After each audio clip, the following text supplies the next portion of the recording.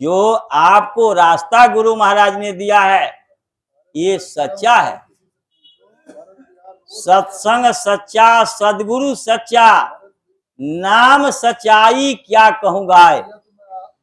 ये सत्संग भी सच्चा है और नाम भी सच्चा है और सदगुरु भी सच्चे हैं। बस कोई करने वाला सच्चा मिल जाए तो उसकी सच्ची आत्मा सच्चे देश में पहुंच जाएगी। मैं एक छोटा सा दृष्टांत गुरु महाराज का दिया था। आप में से बहुत लोग डॉक्टर ओपी गर्ग को जानते होंगे, गाजियाबाद के। डॉक्टर ओपी गर्ग के साथ बीएससी तक बदायूं के ध्रुव मास्टर पढ़े थे और गाजियाबाद के बगल में मोटा गांव है, जाठों के गांव, और वो भी जाट थे, ध्रुव मास्टर भी, और वहां स्कूल में पढ़ाते थे। जब टाट का समय नहीं था, बाद में उन्होंने टाट भी पहना था, और हम लोग गाजियाबाद में, दादरी में, नोएडा में, बिसरक ब्लॉक में और हापुड़ गढ़ तक 86-87 में संगठन बनाने भूमि ज्योतकों का जाया करते थे। काफी लोग जो है उसमें से जाते थे। सियाराम जाते थे, विजयपाल सिंह जाते थे, और आपके राकेश तिवारी जाते थे, विजयपाल सिंह जाते थे। मेरे भाई साहब की ड्यूटी लोनी ब्लॉक में थी, मेरी ड्यूटी बिसरक ब्लॉक में थी। ये जो शाहपुर, सुल्तानपुर, हबीबपुर, बिसरक गांव और ये जीटी रोड और आपके मारीपत स्टेशन, सदुल्लापुर, ये सारे गांव जो है में हम लोगों ने संगठन बनाया। ध्रुव मास्टर जो है साधना में बैठे और सुबह उठ के 4 बजे साधना में बैठे, उनकी सूरत इस शरीर से निकल गई। जैसे गुरु महाराज कहते हैं कि आप लोग घर छोड़ के यहाँ आए और घंटा, 2 घंटा, 3 घंटे के बाद घर पहुंच जाओगे, वैसे जब आपका गुरु से प्रेम हो जाएगा, आंख कान बंद करके, और जब आप साधना में बैठोगे तो आपकी जीवात्मा इस शरीर को छोड़ के ऊपर के मंडलों में जाएगी। ऊपर के धनियों से देवी देवताओं का दर्शन करेगी, रामकृष्ण का दर्शन करेगी, ब्रह्म पार ब्रह्म, काल महाकाल, सतपुरुष का दर्शन करेगी, और वहां गुरु की दया से, गुरु से उसको दूरबीन मिलेगा। अलख अगम आनाम भी वहीं उतर के सतलोक में ही आ जाएगा। उसी तरह से ध्रुव मास्टर जब साधना पर बैठे तो उनकी सूरत इस शरीर से निकल गई।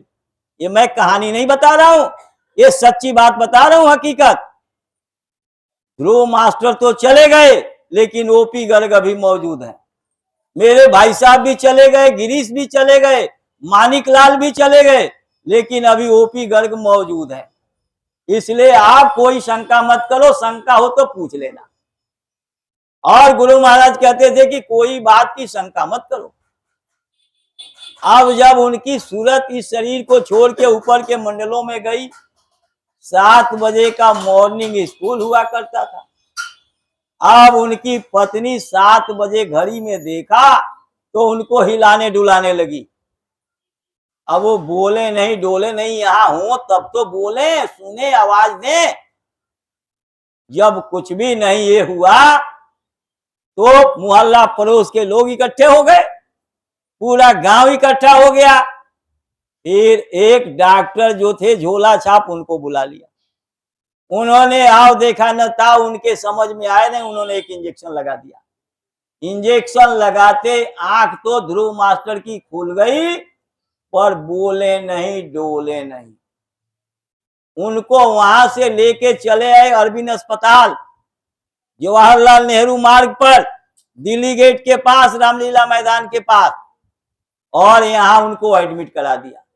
सारी जांच पड़ताल हो गई, डॉक्टरों के समझ में नहीं आया कि इनको बीमारी क्या हुई है। डॉक्टरों का एक बोर्ड बैठा और बोर्ड ने डिसाइड किया कि ये नई बीमारी आई है और इसका कोई इलाज नहीं है, आप लोग घर ले जाओ, इनकी सेवा करो। अब वहां से फोन, लैंडलाइन फोन हुआ करता था उस टाइम किसी किसी के पास, तो वहां से किसी तरह से सूचना मिली ओपी गर्ग को। ओपी गर्ग गए, देखे, और देख करके मेरे भाई साहब को फोन किया कि मिश्रा जी, ध्रुव मास्टर के साथ ऐसे ऐसे हो गया। मेरे भाई साहब ने कहा कि गर्ग साहब, मैं दवाई बता रहा हूं, दवाई लिखो। एक सफेद कागज ले लो या एक सफेद कपड़ा, और उस पर लिखो जय गुरुदेव नाम परमात्मा का। कलयुग में कलयुग जाएगा और कलयुग में सतयुग आएगा। किसानों के पक्के 1 बीघा खेत में 100 मन गेहूं और 100 मन चावल पैदा होगा।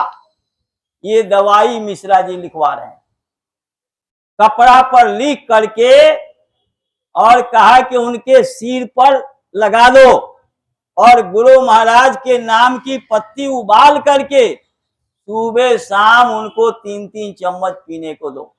वो पिए ना पिए, इसकी आपकी जिम्मेदारी नहीं है, उनके मुंह में डालो, और उनके कान में जय गुरुदेव नाम परमात्मा का बोलो। बहुत लोग टेलीफोन में काम करते थे जिनके मकान में गिरीश रहते थे, गिरीश भी नहीं रहे, मानिक लाल भी नहीं रहे। यही जय बिहार में जिनके मकान में गिरीश रहते थे, मानिक लाल मोहन नगर में टेलीफोन विभाग में नौकरी करते थे। सफेद सफेद जो है स्पॉट था उनके शरीर में, मैं ये पहचान बता रहा हूं। मैं उनसे घृणा नहीं करता, मैं उनकी पहचान बता रहा हूं प्रेमियों को। हमारे पुराने सत्संगी जो है, हमारे मोतीलाल है, ओंकार सिंह है, और बहुत से लोग उनको जानते हैं अच्छी तरह से। जगनारायण जी भी, श्रीवास्तव जी, ये सब लोग जानते होंगे, और नहीं जानते होंगे तो आप लोग जान लीजिए। अब जब दोनों लोग, एक तरफ से ओपी गर्ग और एक तरफ से मानिक लाल, दोनों लोग मोटा गांव में जय गुरुदेव नाम परमात्मा का, जय गुरुदेव नाम परमात्मा का, जय गुरुदेव नाम परमात्मा का जैसे 10 बार बोला, तो ध्रुव मास्टर ने बहुत जोर से बोला जय गुरुदेव। जब लोगों ने उनसे पूछा कि जब हम लोग जय गुरुदेव बोल रहे थे तो आपको कैसा लग रहा था? बोले बहुत दूर से, कहीं कुएं से, कहीं गड्ढे में से, जो है बहुत बड़े गड्ढे में से, कुएं में से कहीं से आवाज आ रही हो धीरे धीरे, लेकिन लास्ट में एकदम से जोर आवाज आई, उन्होंने जय गुरुदेव बोला। उसके बाद काशी के जग के बाद एक जो है रामलीला मैदान से रैली निकली थी। बहुत थोड़े लोग थे, इतने तो बहुत लोग ज्यादा हैं, इससे भी कम लोग थे, जिसमें गाजियाबाद के, नोएडा के, सोनीपत के, गुड़गांव के, सब जगह के लोग थे, और ध्रुव मास्टर भी आए थे। वो आपके रामलीला मैदान से अजमेरी गेट हो करके, और जो इस समय बीजेपी का दफ्तर है, दीनदयाल उपाध्याय मार्ग से होता हुआ आईटीओ विजयपाल सिंह उस टाइम वहीं नौकरी करते थे। पता नहीं उस टाइम आए थे कि नहीं आए थे, लेकिन उनका ऑफिस वहीं था नौबार टाइम। वहां से होके और दिल्ली गेट से फिर जवाहरलाल नेहरू मार्ग से हो करके हमारे टीबी हॉस्पिटल में उस टाइम नौकरी में लग गया था, टीबी सेंटर में मैं नौकरी में लग गया था। लेकिन मैं भी उस कार्यक्रम में था, छुट्टी लेकर के था। मैं रामलीला मैदान में पहुंचा, उस समय ब्रजेश शर्मा, उनके ताऊ एक राम शर्मा, उनकी पत्नी अमन सिंह शर्मा, अमन सिंह की पत्नी सत्यवती, अरुण शर्मा की माताजी, और ज्ञान के पिताजी राम प्रकाश, और उनकी पत्नी अंगूरी, ये सब लोग मौजूद थे। और ध्रुव मास्टर ने एक प्रार्थना बना करके वहां गा के सुनाया।